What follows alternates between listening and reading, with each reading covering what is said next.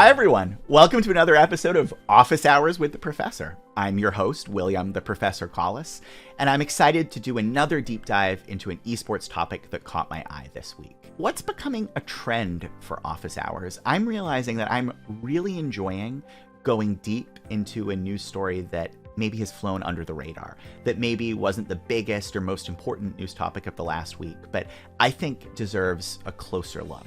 Whether that's because it encapsulates some sort of insight or some trend that's going on in the industry, or just because I think it's personally fascinating.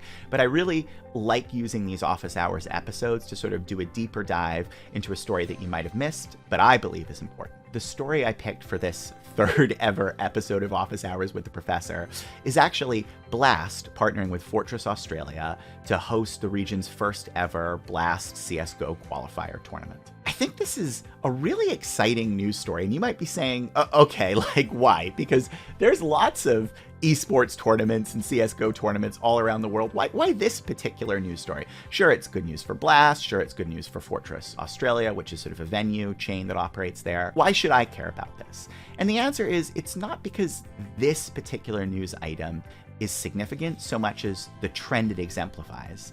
And that trend is the growth of Australian esports. I think historically, Australia has sort of been treated as a secondary region for esports. There might be businesses that are excited to look at developing there or growing there, but they, for example, prioritize North American or European investments, and Australia is sort of, next on the roadmap.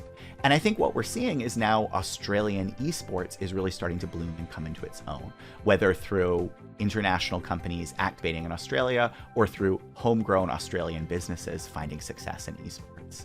And I think this is just a really cool trend to be aware of. Esports is a global phenomenon. It happens everywhere. And it's exciting to see a region like Australia continuing to activate and rise in prominence in the global scene.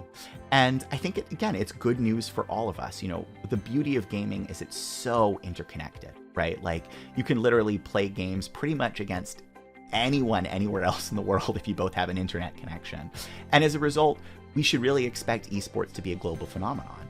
And we're seeing it happen in a lot of markets, but a big trend I think that's going to characterize 2022 and beyond is esports is going to be happening in all markets. If you're a market that was maybe slightly slower to get esports investment or interest, that's going to change because, as I said, esports is global and it will happen everywhere, so it's going to happen.